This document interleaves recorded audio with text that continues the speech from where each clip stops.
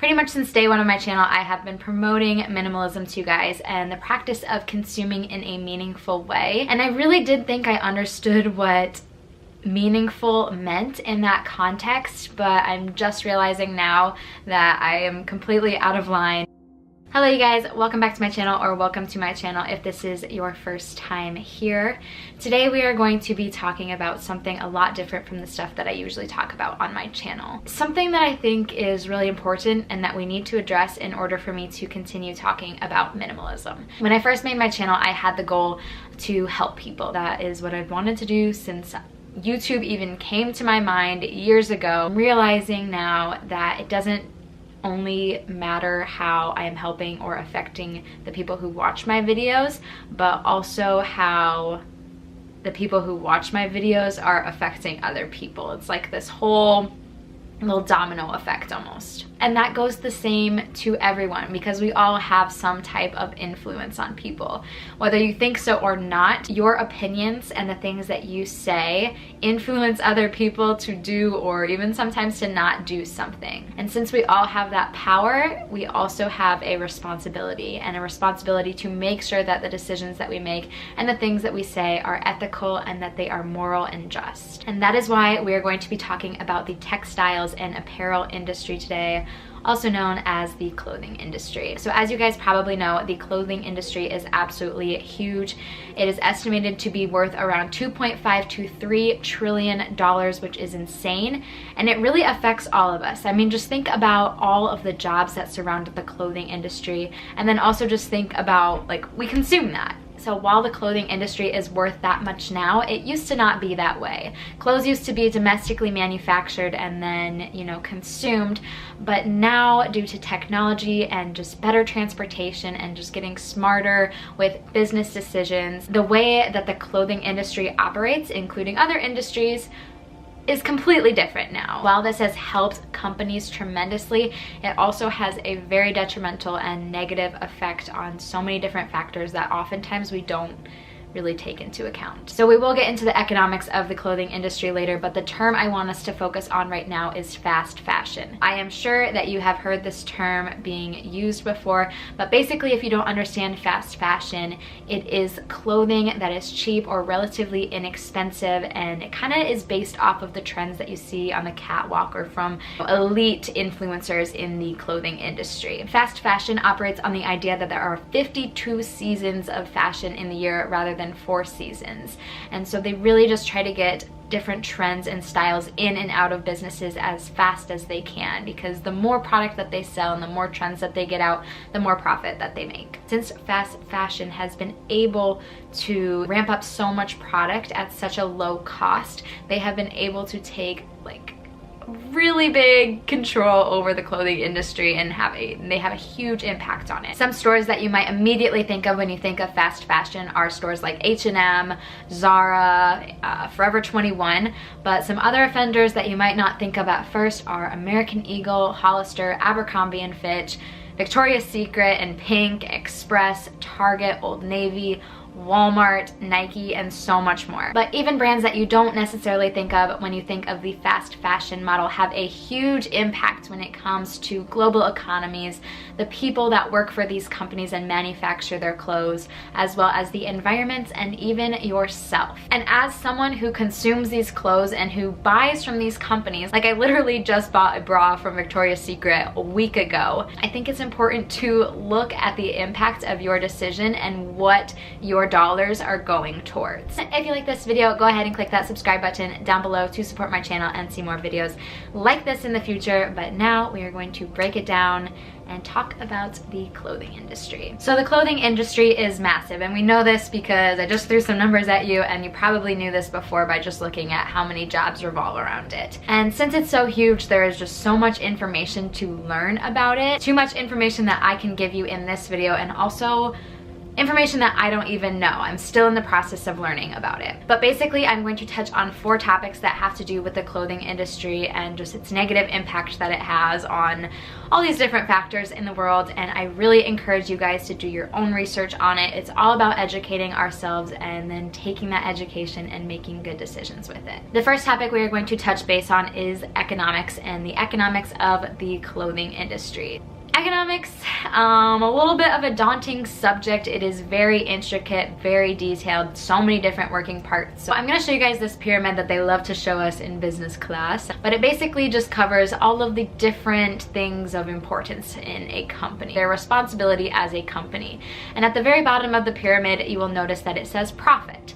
So that makes a lot of sense because companies need to have profit in order to operate. I mean, you can't just be losing money all the time. One of the big things that companies compete on is price. So you have all these people trying to get the lowest price for the consumer because as consumers, that is very attractive to us. You know, we like having good deals. In order to reach these low prices, companies have to cut their costs. Because of technology and better means of transportation, companies have been able to outsource their manufacturing to low-wage countries. Now, if you don't know what outsourcing is, it's basically taking an activity out of like the whole field of activities from, you know, start of the product to end with the consumer, taking one of those activities and giving it to another company. But these fashion companies have been outsourcing to developing nations where they don't have to pay as much as they would for workers here in America or in a developed country. Some argue that this is really good because these countries are developing and therefore they need jobs and this helps their economy. While we should be helping these countries and giving them jobs, it's not like that at all because we are exploiting their workers. Companies have been demanding lower prices from these manufacturers because, like I said, we're competing on price here. So if one of your competitors is selling a shirt for $6, you need to be able to either match that price or sell it for cheaper.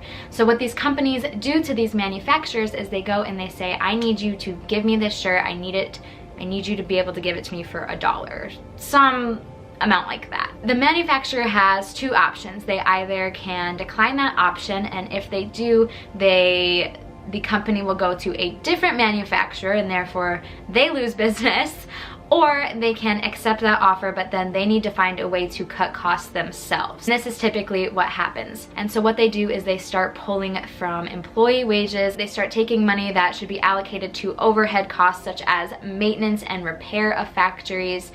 And you're just left with workers who are being paid around $30 or less a week, also operating in terrible working conditions. Big companies, they're aware of this, they know what's happening, but they don't care. The next thing that we're going to talk about are the people that actually make our clothes. So I know we kind of touched base on this, but we're just going to dive into it a little bit more. Pretty much any of your clothing items, you'll probably, and you have probably already noticed that they're coming from China, they're coming from Cambodia, Vietnam, Thailand, all these places that are developing nations. These are like the prime spots for sweatshops because of their low wage, and the big companies and the big brands can get the clothes from them for very, very cheap. As much as we like to kind of ignore sweatshops and like we hear about it, we just don't want to think about it, it's happening, and it's pretty much exactly what you think it is.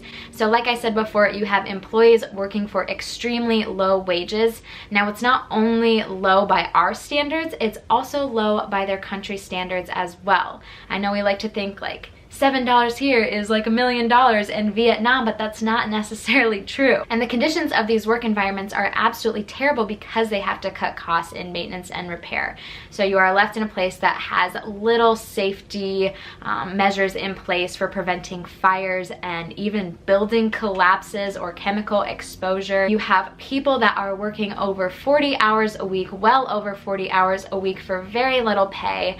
They are tired, they don't get to see their families. Violence is also not very uncommon in these places because it is the way that the people that are like top in the factory deal with worker complaints and worker unions. You might wonder, why don't they just quit their jobs? Well, the reason why they don't quit is because the alternatives are not great either, and they're actually a little bit worse.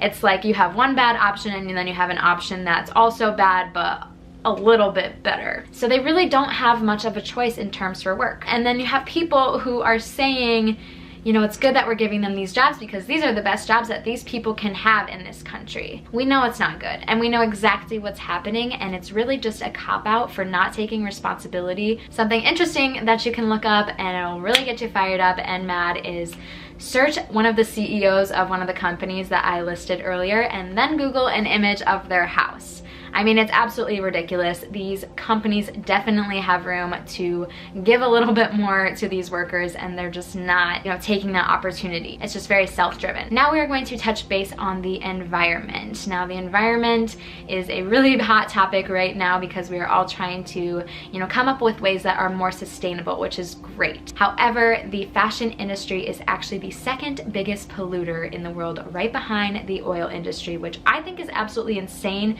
because when I think of the oil industry, I think of like oil spills and animals, just everything being destroyed, and I cannot believe that the fashion industry is right behind it. I mean, it just blows my mind. One of the ways that the clothing industry is polluting our earth is through textile waste. And so this textile waste is most experienced by the factories, and so what they do with this is they go ahead and dump it into bodies of water that are near the factory. Now, by dumping that toxic waste into the water, you are not only contaminating the aquatic life, but you are also just contaminating the community as a whole. And that water is used for bathing, that water is used for drinking, and just being exposed to it is insane. I mean, can you imagine, like, right next to your house you just have like a stream of toxic waste? And a really sad fact about donation centers for you guys is that only 10% of clothing items that are donated are actually picked up by another individual and taken into their home. And clothing in landfill can take up to 200 years to decompose, and probably more. Donation centers actually take that clothing that doesn't get sold, they ship it off to developing nations as kind of a way to help them or like donate clothes to them, but then the people don't actually need those clothes, and they end up in the landfills in their communities, destroying their place of living, destroying the environment around them, the animals around them. I mean, the last thing I want to talk about is the negative side effect that the clothing industry has on you. Companies spend thousands, millions, sometimes billions of dollars on marketing and advertising every single year. I like to use the word manipulation to replace the word marketing because it just makes so much more sense to me, because that's basically what it is. We are a society founded upon false advertising. Companies spend so much time and money researching ways to get you to buy the product, to make you think that by buying their product, you are going to be fulfilling multiple things in your life. Not only is it going to give you, you know, clothing to wear, but it's also going to give you happiness and love and empowerment. And they pull at these different emotions in ourselves and manipulate us, and we just allow it to happen, when in reality, they don't care about our lives or how we feel. They just want our money. I also think we need to make a whole video on Nike because I think they have just mastered manipulation to a T. Despite having a lot of bad press about their sweatshops and just the way that they operate, people are so loyal to them and still continue to buy their stuff very regularly. I mean, they're doing very well off. So those are the 4 topics that I wanted to talk about in regards to the clothing industry today. Please stay tuned for more videos on it, as well as videos on how we can kind of flip the script and start buying from companies that are ethical and sustainable, and you know, how we can do our part and be more responsible as consumers. Thank you guys so much for watching. I know topics like these can be really heavy and just really disappointing and kind of guilt-inducing sometimes, but now we are going to make the steps that we can and being more responsible with our power that we have been given, and do better for the world and for the people that are in this world with us. I will see you guys next time. Enjoy the rest of your day. Goodbye.